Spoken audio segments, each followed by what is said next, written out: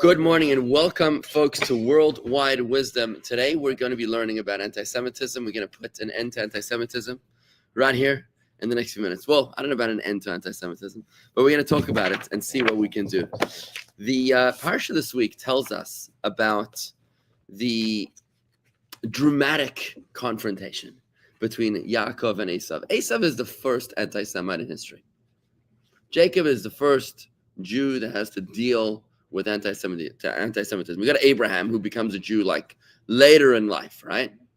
His firstborn is his son is the firstborn Jew who has a bris on the 8th day. That's Isaac. Isaac didn't have too many. Well, he might have had some anti-Semitic problems. Nothing too intense. Just they were fighting over his wells. Okay, wells, Wells. But Yaakov is dealing with an anti-Semite that just wants him dead. Just wants to kill him. Did you see the video this morning coming out of Israel? No. There's this young Arab comes over to these two soldiers on the side of the street, and he's chatting with them. And you watch his hands, and he like digs into his backpack, and he pulls out a knife, and he scuffles. Scuffles, is that the word? Yeah. Scuffles with these two soldiers, a woman and a man. Eventually, they shoot him dead. But like, what have we come to? What have we come to that you can't even have a conversation? This is a young Arab. It's a young Arab man. He's got his whole life ahead of him. Seriously, what are they teaching these kids? They're fully indoctrinated. And they don't care because they think they're getting 72. Right. It's a problem. It's a huge problem. So here the story goes. The story goes that what happened was that Jacob he's run away from Esau. He's trying to kill him. Remember, it wasn't for no reason. Esau was supposed to get the blessing of Isaac, and Jacob had stolen that blessing. So Esau wanted to kill Jacob. Now the problem was that the blessing that Jacob got, it was worth fighting for. It was the blessing of supremacy over his brothers. So so now the subordinate wants to murder the dominant, and Jacob runs away for 14 years. He's in the yeshiva of Shem and Avery studying Torah. Then the next 7 years he's working for his wife Rachel. The next 7 years he's working for his wife Leah, the other way around, depending on how you look at it. And then he's got another 6 years working for his wealth, to build up his portfolio. Finally, after 35 years with travel time included, he's basically 36th year, he's finally facing Esau. I think he was 84 when he arrives in the house to meet his wife. So he must have been like, 30? It's 84 plus 20. It must have been like 104, I guess, by the time he's confronting Esau in this week's Torah portion, the beginning, Vayishlach.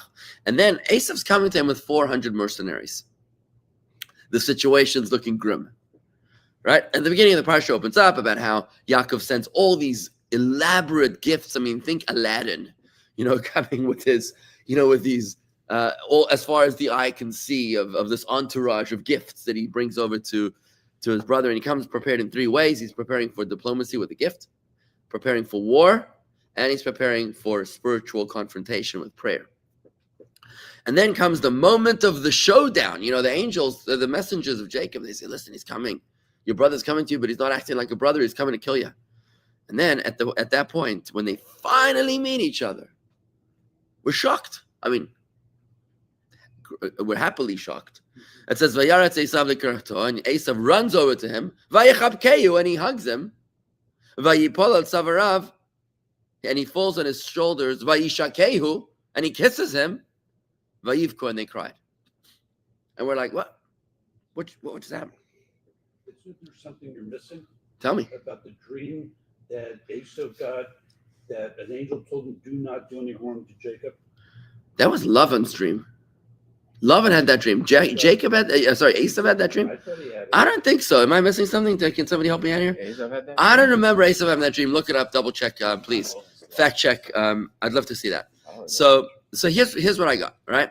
So what causes this sudden about face of Esau? Horst Toes, I'm sorry to hear about your spiritual anxiety right now. She's having a spiritual attack. I just want to remind you, tracht gut wird sein gut. Think good and it will be good. Don't be intimidated. Don't tell your problems. Don't tell your God how big your problems are. Tell your problems how big your God is. Okay? Think good and it will be good. Trust in God. Now, Rashi points out what happened over here, that suddenly Esau turns it around. Rashi says that his emotions suddenly melted when he saw Jacob bowing down to him. Jacob and his 11 sons bowed down. Remember, the 12th son wasn't born yet. The 11 sons, they bowed down to Esau, multiple bowings. And then Rashi continues and he tells us that, like an interesting addition, I just want to read to you exactly what Rashi says here. Here.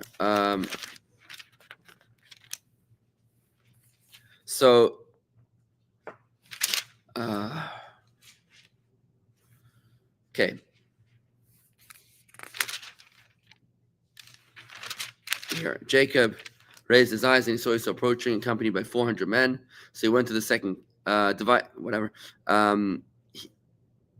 Esau, seeing his brother prostrate himself, was deeply touched by this display of deference and abandoned his plans to attack Jacob.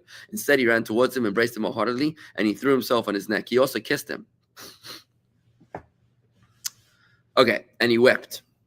Esau raised his eyes and seeing the woman and children asked Jacob, how are all these people related to you? He replied, these are the wives and children whom God has been kind enough to grant your servant.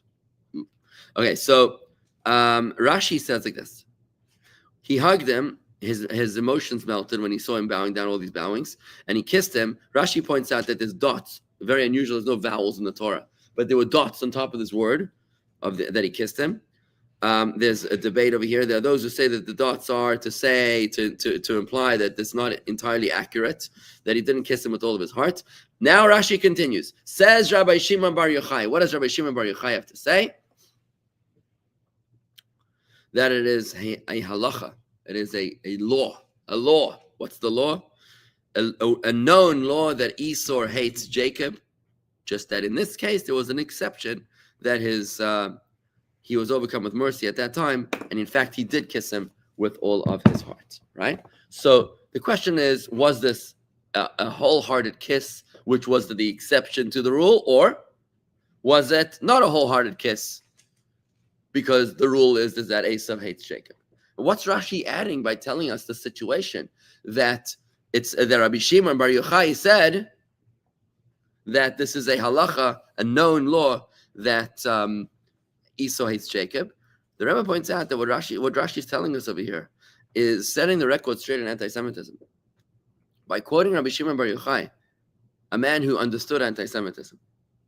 When did Rabbi Shimon Bar Yochai live? This is the author of the Zohar? Yes, the author of the Zohar. He didn't. Century? No, you're talking about 2,000 years ago, first century, right? Rabbi Shimon Bar Yochai lived in the days of the Romans. No, it's not disputed when he lived. No. Okay, maybe you ask him about the authorship of the Zohar, it might be that's what I was disputed. referring to. That might be disputed, Yeah, but yeah. that's because it was a closely guarded secret. Okay. So when certain people found out about it, they were like, oh, this must have just been written. When in fact, they didn't have the humility to admit that they just didn't have access to it and they didn't even know about it. That's why it's disputed, but that's not off the topic. So Rabbi Shimon Bar Yochai lived in the days of the Romans, and he was in the cave running away from the Romans. He was hiding from them for 13 years because they had a death, they had what are called a contract on him. They had a death warrant on his life. Him and his son, they hid out in this cave for 13 years, and that's where they wrote down the book of the Zohar, which is right here, by the way, and I highly recommend reading it. It's all here in English. It's like 6-7 volumes, all translated in English. It's a good read. Daniel Mack. Yeah, Daniel Mack. That's probably the best translation of the Zohar out there. So what Rashi's telling us by bringing Rabbi Shimon Bar Yochai, he says it's a law. Listen, folks, anti-Semitism is the default setting. That's what Rashi's telling us, is that anti-Semitism is a default and you can't get away from it. So stop acting surprised when you find out that there's a new mayor to New York and 60% of the Jews have voted that in fact he is an anti-Semite, right? You don't have to be surprised about this. It's okay. In other words, it's how God designed his world. God has a very interesting sense of humor, and he decided to create his world in this way where anti-Semitism is just a reality, and you're never going to cure anti-Semitism.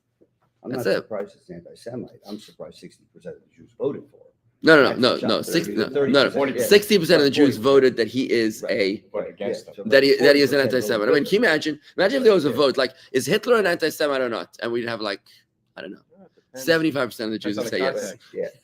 Yeah. I mean, seriously, like you can't fix this, But you just got to wrap your mind around this idea for just a moment, folks. Just get comfortable with this idea that, or get comfortable with being uncomfortable. That you cannot cure anti-Semitism. That's what Rashi's telling us. It's a halacha. It's a law. It's etched. It's not etched. It's engraved in stone. This is unchangeable as long as we're living in exile. Until Mashiach comes, there will be this malady, this mental illness called anti-Semitism, and there's nothing that we can do about it. It happened to be that at this pivotal moment, Esau kind of melted, whether it was wholehearted or not wholehearted, is the debate in Rashi about how he kissed him. But the bottom line is that here in this pivotal moment, God made a little divine intervention, a little miracle, and he didn't actually kill him. And that's a good thing. But did he hate him because he was a Jew or because he was his brother? And sibling rivalry. Yeah, but listen, you're getting into reason. Now, that's exactly the problem, Toby. You stop getting into reasons. As long as you're getting into a reason, well, they hate us because of Israel. Or they hate us because of settlements. Or they hate us because of money. Or because of capitalism. Or because of communism. Or because of religion. Or because of atheism. You're getting into a million different reasons. The whole point is that it's not because of a reason. It's an unconditional hatred, just like a law, which applies in every circumstances, every locale, every experience, and every situation. You cannot justify it and say, well, they hate us because ABC. It's a law. So it's like gravity. Sorry, what were you saying? No, Maybe I misunderstood. I just think it was just a brotherly.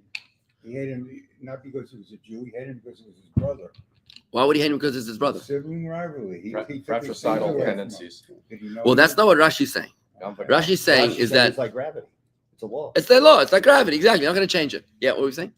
Well, I'm curious here because, for better or for worse, I know I grew up in a house in which, especially for my dad, they came from Europe and whatever, it was difficult times. That every Gentile is an anti-Semite on some level. I mean, that was just a given from day one.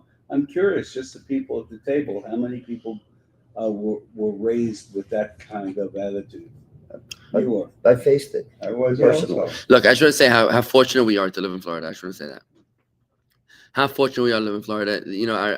I remember during COVID saying that I've 8 siblings around the world. And COVID had draconian lockdowns in different countries and states around the world. And in Florida, we had incredible freedoms.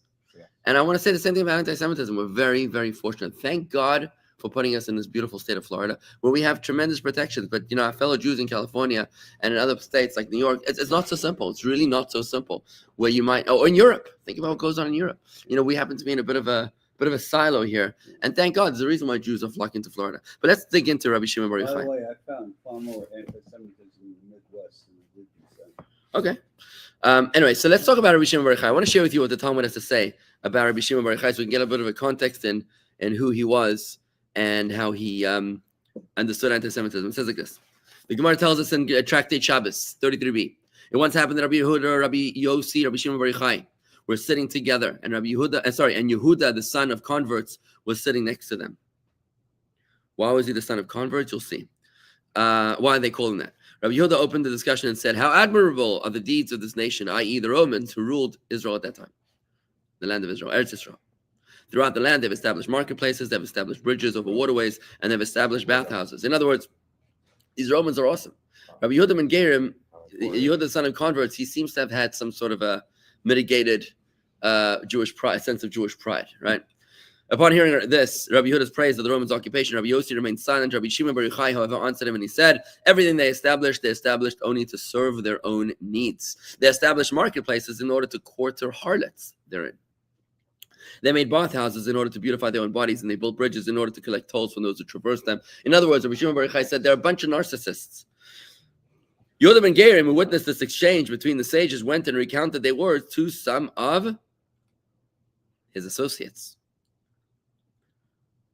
He either told his students or his parents. His intent was not malicious. However, the Romans did get word of it. Okay, let's see. And it was Lashon Hara. This is called Lashon Hara, right? And eventually the reports of this conversation were heard by the governing authorities. The authorities then proclaimed the following decree. Yehuda, who elevated the stature of the Romans, shall too be elevated because he spoke nicely about the Romans. They should give him honor. Yossi remained silent and failed to express the praise of the Romans. Himself shall be exiled to the town of Tzipori. And Rabbi Shimon Bar Yochai, who denigrated the Romans, shall be executed. That's it, the hit, the contract. Upon hearing that a death sentence had been passed upon him, Rabbi Shimon Bar Yochai and his son Rabbi Lazar ran away, and they hid in a study hall. Every day, Rabbi Shimon's wife would bring them bread and a small pitcher of water, and they would eat to sustain themselves. When, however, the decree intensified, i.e., the Romans escalated their hunt for the fugitives, Rabbi Shimon said to his son, the minds of women are easily swayed. In other words, he was worried that they might torture his wife to find out his location. Perhaps the Romans will torture your mother, and she will reveal our hiding place to them. He says to his son, with this consideration in mind, they sought out a more secure hiding place, unknown even to his wife. They went down and hid themselves in a cave. Food was thus no longer brought to them, but a miracle happened, and a carob tree and a spring of water were created for them, and they drew their sustenance from these sources. Their daily routine was that they would shed their clothes, they would sit covered up in sand up to their necks. All day long they would study together. What were they studying? Zohar. This is Har Harmon. No, Meron, yeah. And when the times for prayer arrived, they would dress, cover themselves, and pray. Then they would return and shed their clothes, immersing themselves in sand once again, so that their clothes would not wear out from prolonged use. They dwelt secluded in the cave for 12 years. Then one day the prophet Elijah came to them and stood at the mouth of the cave, and he proclaimed, "Who will inform the son of Yochai that Caesar has died, and that the decree has been annulled?" Rabbi Shimon Bar Yochai heard, and his son heard this, and they emerged from the cave. I guess when the Caesar died, there was some sort of an annulment of contracts. Yeah. As they ventured back to civilization, they saw some people who were plowing a field and sowing crops there. This is just an interesting end to the story. Angered by this, Rabbi Shimon Bar Yochai declared, these people are forsaking the pursuit of the world to come and occupy themselves instead of the concerns of this transitory life. Like, what? You get a job? Seriously? Like, how would you work if you can do mitzvahs? Typical rabbi. And thereafter, I mean, obviously they were living in a different reality, right? And thereafter, everywhere Rabbi Shimon Bar Yochai and his son would cast their gaze, the object of their vision would immediately be incinerated. Ouch. Finally, a heavenly voice rang out and proclaimed to them, "Have you emerged from the seclusion in order to destroy my world? Return to your cave." So the two went and returned to the cave, and they dwelled there for another 12 months, a full year all in. At that point, they said to themselves, the sentence of evildoers in Gehinnom endures for no more than 12 months. You can't be in purgatory for more than 12 months, like we mentioned last night. Perhaps our sentence by now is expired as well. That's what they figured, right? And the heavenly voice then rang out and proclaimed, emerged from the cave, and they eventually came out of the cave, right? So that was the story about the anti-Semitism experienced by Rabbi Shimon Bar Yochai. But the story has actually a very interesting ending. Now, Rabbi Shimon Bar Yochai understood anti-Semitism. And that's what he was the one who says in the Talmud that this is a law, a halacha, that Esau hates Yaakov. But on the flip side, he was the one who actually succeeded in canceling the decree of the Romans. And I want to share with you that piece of Talmud about how Rabbi Shimon Bar Yochai is not intimidated. The man stands erect, tall and proud, unintimidated. Let's see what happens here. I'm moving that to the Gemara Me'ilah 17a. It happened once that the Roman regime enacted a decree that the Jews could not keep Shabbos, and that they not circumcise their sons, and that they cohabit with nidos. You know what nidos are?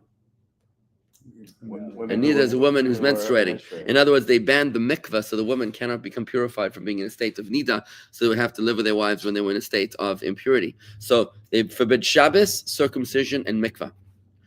Rabbi Reuven ben Isterovli went and cut his hair in the Komi style, which was the Roman style, in order to hide the fact that he was a Jew, and he went and sat together with them. He said to them, one who has an enemy, does he want him to become poor or rich? They said to him to become poor. He said to them, in other words, he was sitting with the Romans, right? He wanted to sit close to the Roman monarchy, so he dressed like a Roman. He took a special haircut. And he asked the Romans, if you hate the Jews, then do you want them to be poor or rich? So they said, we want them to be poor. If so, let them do the work in Shabbos so that they should become poor.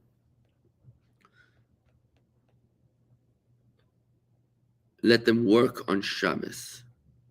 Sorry, let them not do work, he said. Let them not do work on Shabbos so that they will lose the loss of revenue. That's what he tried to trick them. They said he has spoken well and they annulled the decree against Shabbos observance. The Romans realized if we want the Jews to be poor, why are we forcing them to work on Shabbos? Let them not work on Shabbos, right? He then said to them, and one who has an enemy, does he want him to become weak or strong? They said to him, we want him to become weak. He said, if so, let them circumcise their sons on the 8th day and they should become weak. Because the weakness caused by the loss of blood at such a tender age is irreversible. That's what Rashi says. Okay. They said, fine, he has spoken well, and they annulled the decree against circumcision. They then said to them, one who has an enemy, does he want him to increase or decrease? They said to him, we want them to decrease. If so, let them not cohabit with nidos. Let them not cohabit with nidos. In other words, let them have less marital relations. You want them to go to mikvah so that they'll have 2 weeks of abstinence. Don't you want 2 weeks of abstinence, right? He said they said he has spoken well, and they annulled the decrees that Jews cohabited with nidos as well. Subsequently, they recognized him as being a Jew. His cover was blown, and they reinstated the decrees. The rabbis then said, "Who shall go and annul the decrees?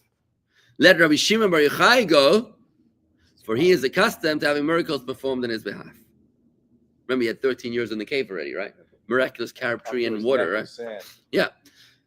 So they sent Rabbi Shimon bar Yochai. So this is a guy who understands the brunt of anti-Semitism. Where's the anti-Semitism? And let's see what happens. And after him, who shall go? In other words, who shall go with Rabbi Shimon bar Yochai? They said, Rabbi Elazar ben Rabbi Yossi. Rabbi Yossi said to them, and were my father Chalafta alive, could you say to him, give your son for execution? In other words, why would you want me to go to execution? I'm not going.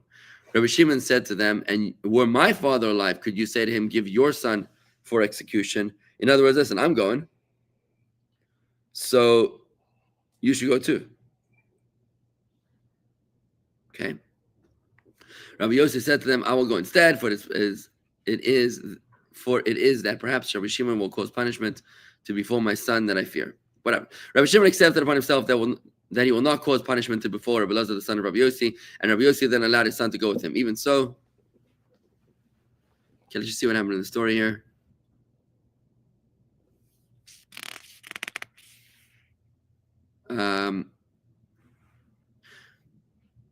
Okay, here.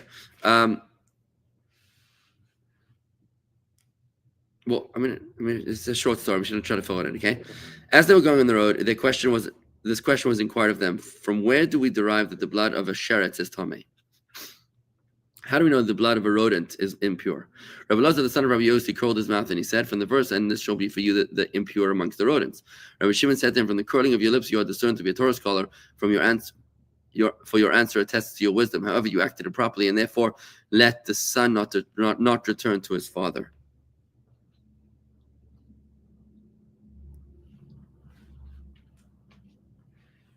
Kind of a curse. The demon Ben Tamalion came out to greet them. A demon by the name of Ben Tamalion. It's a childlike demon who often jests amongst women. He said to them, is it your will that I come with you to help annul the decree from the Romans? Rabbi Shimon cried, for God had sent him a demon to help him on the mission rather than an angel. He was like, God sent him a demon to help them. And he said, even for the maidservant of my father's house, an angel appeared 3 times. Who's the maidservant of my father's house? Hagar, the maidservant of Abraham. An angel appeared to her 3 times. In other words, even the maidservant of our father Abraham had an angel 3 times. We get a demon, and I did not merit an angel even 1 time. However, let the miracle come in whatever manner. In other words, listen, if this is all we can get, if all we can get is a demon, let's do it. Then Ben Tamalion went ahead with Rabbi Shimon bar Yochai and Rabbi Elazar. And he entered into the body of the daughter of Caesar. Ooh. So the demon enters into the body of the daughter of Caesar, and she starts losing her mind. She becomes possessed, right? Became demented, and she began screaming. What did she scream? Bring me Rabbi Shimon bar Yochai. So this is a setup, right? It's good.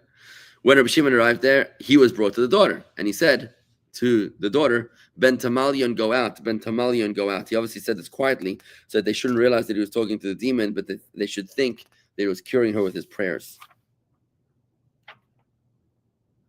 Had those present been aware that the rabbis were addressing a demon, they may have deduced that the demon acted on the rabbi's behalf. Okay, fine. So And as soon as they called him, he departed her body and he went away. In gratitude, the Romans, the Caesar, said to Rabbi Shimon and Rabbi Lazar, the son of Rabbi Yossi, ask for whatever there is to ask, and it will be granted. And they brought him into Caesar's treasury to take whatever they wanted. They were like, take whatever gold you want from the treasury. They found the document with the decree, and they took it and they tore it up. And that was the end of the story. Okay, so that was the story of Rabbi Shimon bar Yochai managing to annul the decree of anti-Semitism in quite an extraordinarily miraculous way. Imagine, it sounds like the Maharal of Prague, with his golem, having a golem to allow him to do what he did. So we see over here that Rabbi Shimon bar Yochai comes up entirely unintimidated by the Romans. The very people that were trying to kill him, he comes to them in a way which is strong, with strength, and with courage. He's not afraid of them because he understands that there's not a reason for anti-Semitism. He understands that it's just a default setting, it's a test from God, and he's going to stand strong, and he's going to do what he has to do. And from here we learn that how we Jews are supposed to confront anti-Semitism as well. On the one hand, don't try to seek the favor of those who hate you, right? Don't try to say, well, if we were just a little more secular, well, if only we gave them their state, well, if only we succumb to the ICC, or if only we listen to the United Nations, then they will love us. Nah, don't waste your time. It's a law. It's not going to change. No matter what you do, it's not going to change. But at the same time, a Jew is able to mitigate the hatred of Esau, causing him to melt his into mercy and to kiss him, right? How do we do that? When a Jew stands strong. And how does Jacob approach Esau? It says in the beginning, at the beginning of the Parshas, the message that Jacob sends Esau, he says, Im Lavan Garti.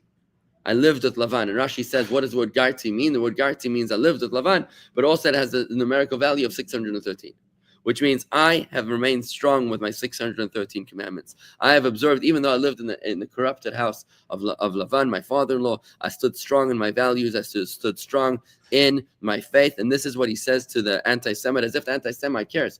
But at the end of the day, the Gentiles respect Jews who respect themselves.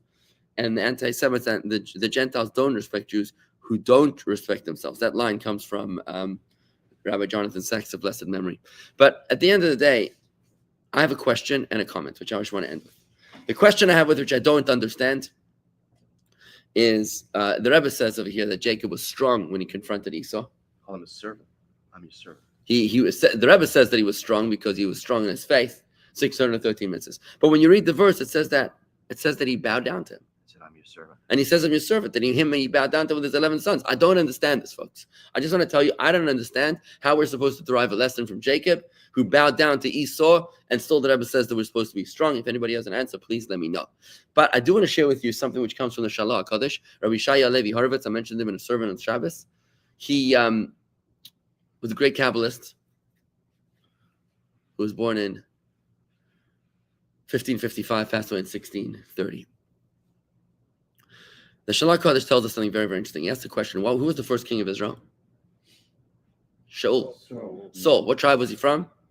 Benjamin.